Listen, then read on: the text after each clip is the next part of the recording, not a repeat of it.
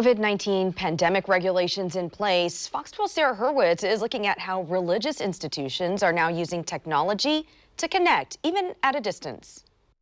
Well, religious organizations are getting creative on how they reach out to their communities. For example, for the Jewish holiday of Passover, normally people would be gathered around this table for a Seder, but instead they're now logging on to video chats like Zoom here and observing the holiday virtually.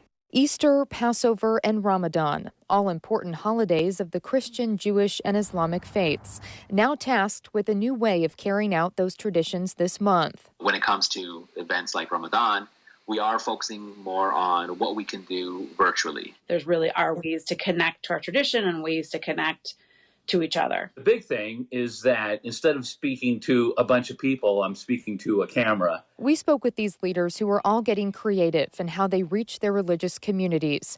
For Rabbi Rachel Joseph of Congregation Beth Israel in Portland, she's helping her community hold virtual Seders for Passover. The idea is that you pick a Haggadah, you pick the story and the book that everyone wants to use. And I said, thankfully, they're all online. And then we're going to split up the parts and we're going to say, who wants to be in charge of this part and who wants to be in charge of, the 4 questions and who wants to be in charge of telling the story. And everybody takes turns carrying out the service and ceremonial dinner, which would normally look something like this. But instead, it'll be done from all different screens so people can still stay connected. You can't text the rabbi all through service. And the temple has also been holding Friday night Shabbat services online as well, streaming for folks to tune in.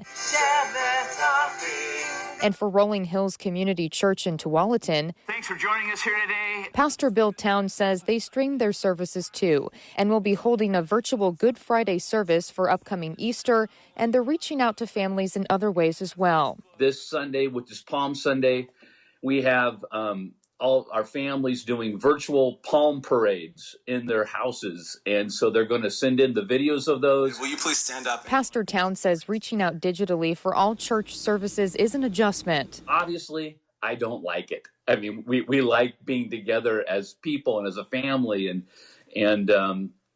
But man, so thankful for technology during this time because we're able to stay connected. And for Harris ZAFAR, the director of outreach for the AHMADIYYA Muslim community, he says during Ramadan, they normally have community gatherings in the evenings for dinners.